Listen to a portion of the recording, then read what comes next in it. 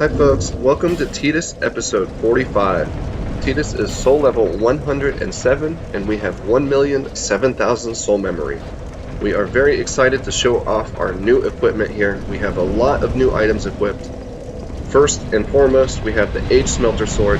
We talked to Ornifex and traded the Blue Smelter Demon Soul for the Age Smelter Sword. It is +4. We need 3 more Petrified Dragon Bone to get it to +5. In this episode, our goal is to make it to the bottom of Broom Tower so that we can take on the Fume Knight. There are 3 lifts that we need to take down. After the first lift, you go down to the right. We're going to go down the second lift. At the bottom of the second lift, there are 2 platforms. There's one at the higher level that you want to do a little bit of a run and a jump and land on the second platform up high. There's a chest inside the chest. We get the strength ring. This whole section right here is very dangerous. You'll drop down. There's multiple levels to this area. There's also a rubble that looks like it's kind of glued together. If you step on it, you will fall down to the bottom. At the very bottom is an Iron Warrior, and he is locked inside of a room with a gate that you need to pull the lever to open the gate in order to escape. If you drop down to the bottom, you'll be fighting the Iron Warrior, and all of the Ashen Warriors will join you, so you don't want to drop down this rubble here. You want to be very careful at each level. You'll notice that the Ashen Warrior with the banded axes has charcoal pine resin on his weapons. That charcoal pine resin does not go out. It is always on. They're very dangerous in this section. You'll also notice sometimes the Ashen Warriors can fall down through the holes, and then you'll have more Ashen Warriors in sections where they normally are.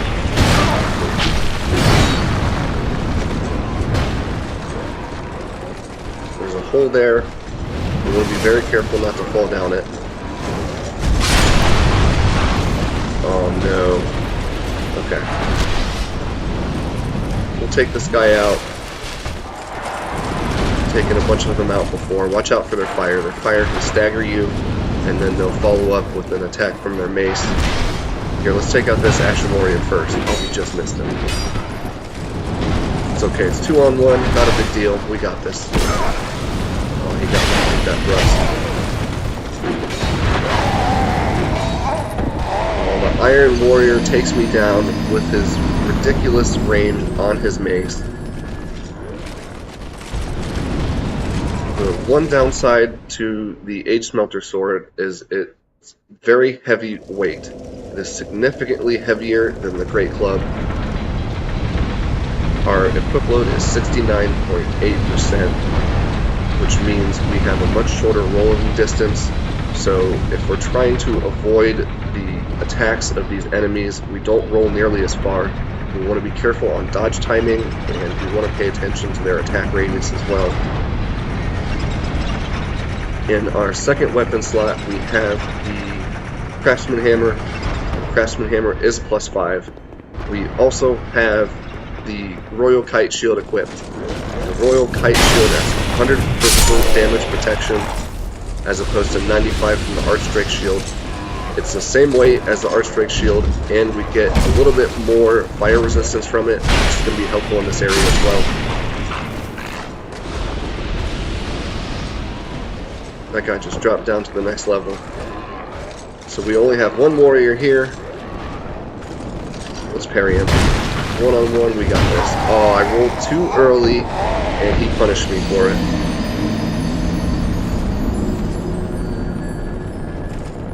Really thinking about dropping my equip load. Maybe we'll drop some armor. Tidus has the Prisoner's Tatters and the Prisoner's Hood on. Both of those items are very lightweight, and they increase item discovery, which these Iron Warriors have a chance of dropping Titanite slabs, so they're great enemies to farm. We also might remove the weapon in our second weapon slot just to get our equip load back down. Having a longer roll distance is very helpful, especially in this area. The only thing we want to be mindful of is not accidentally rolling too far and down into the rubble, which will take us to the bottom. We did some leveling up. We had around 100,000 souls from the blue smelter demon after defeating him. We now have 12 dexterity, which is enough to use the short bow, and we also have enough to use the rapier. The rapier is a dex-based weapon, however, it is very lightweight and it's a thrusting weapon. On top of that, if you attack at the right time when the enemy is attacking, you can deal extra damage. It's a very dangerous weapon and a great backup weapon to the Age Smelter Sword, because the Age Smelter Sword, if you're in confined quarters, it'll bounce off the walls. Got our souls back.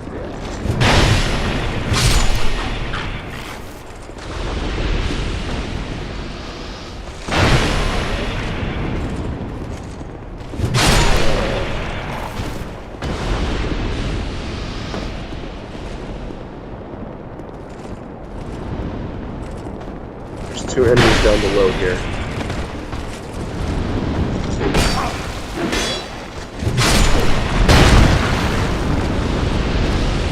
He did over half my health bar with his leaping attack. We got him back.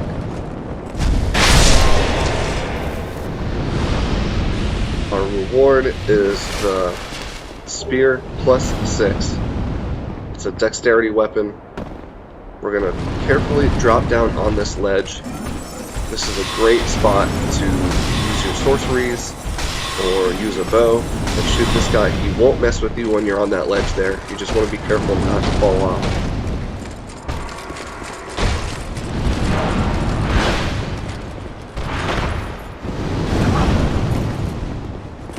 Tried to show off our magic attack on our smelter sword. He interrupted it with his fire. Do not get bleed. Oh no, we rolled just a little bit too early. Got us with bleed.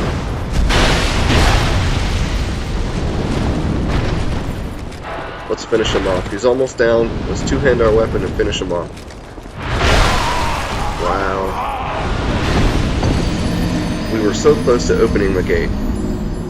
Let's take a moment and discuss the lore for the Fume Knight.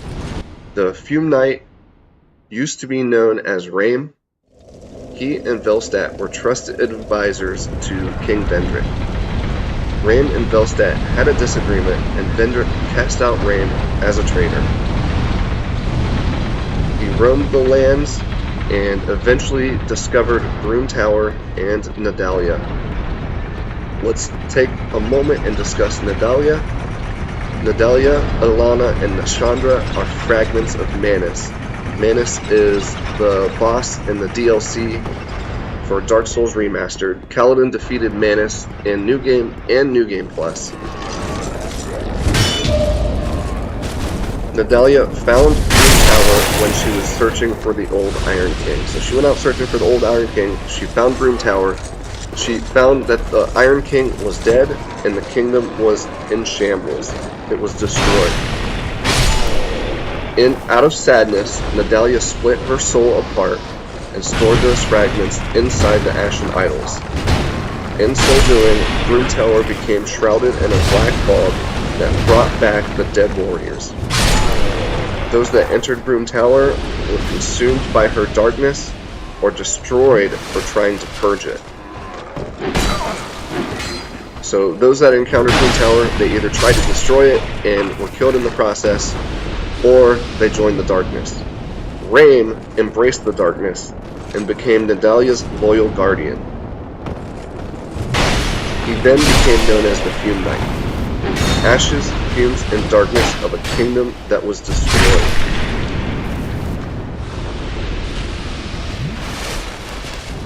In our second weapon slot, we have the Craftsman Hammer plus 5. It is dealing 396 damage. It is strike damage Strike damage is really strong against heavily armored enemies. Let's put magic weapon on, and we're going to take another shot at this guy.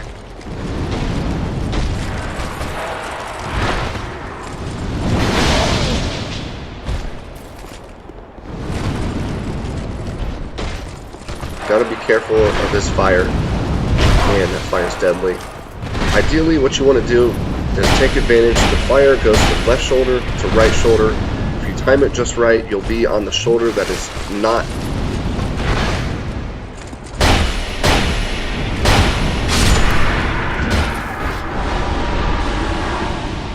And we took him down. Let's open the gate forward. Now that we've got the gate open, if we die in this part up ahead, we can just drop all the way down and sprint through here. There are 2 possessed armors in this area. The possessed armors are being constantly reanimated by the Ashen Idols down below. There are 4 Ashen Idols down below. So pointing them or fighting them, there's no point to it. You can go to the left and drop down the lift, or you can go to the right, and we're going to pick up the sorcery pulse ring.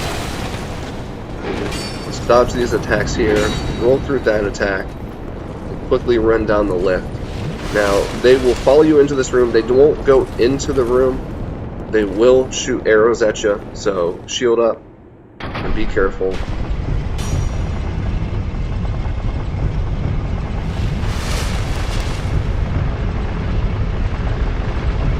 This next part, you'll see the boss spawn door straight ahead. We're going to very carefully run straight ahead and stick to the outside of the boss room. We're going to hug the wall all the way around to the Ashen Idol, and we're going to take out the Ashen Idol. There are 4 Ashen Idols down here. We have 4 smelter wedges. These Ashen Idols, on top of reanimating the possessed armor, they also heal up the Fume Knight, and there are 2 or 3 Iron Warriors in this room. They will continuously regenerate health of the Iron Warriors if they are close by. So that's why we are hugging the outside of the boss arena so that we don't spawn in the Iron Warriors. Right behind me is the bonfire. Let's rest over at the bonfire so we don't have to make the long run back. We'll renew our Estus flasks, and there's 2 items in this room, and there's 2 more Ashen Idols to take out.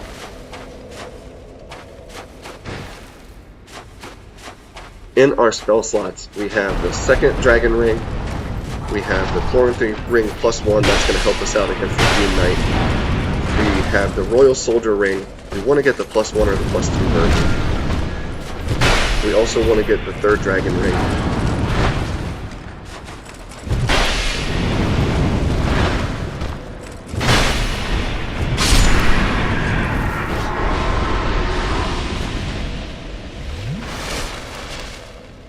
We're running through all the piles of ashes. 3 Titanite chunk over here.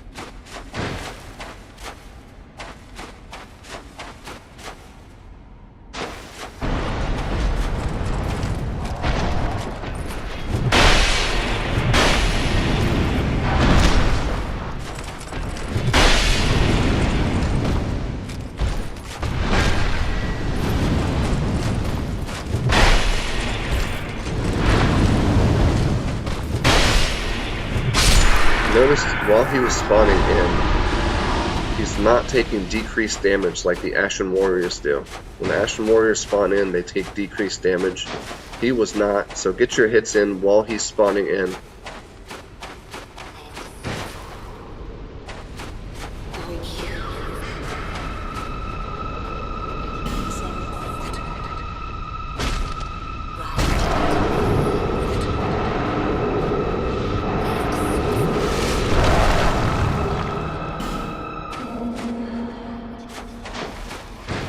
One more Ashen Idol to take out.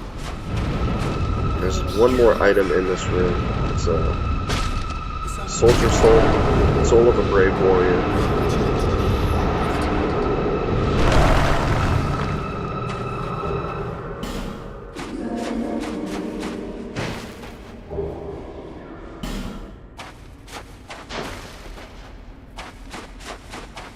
We have cleared out this entire room down below. For some reason I thought there was a third Iron Warrior in this room.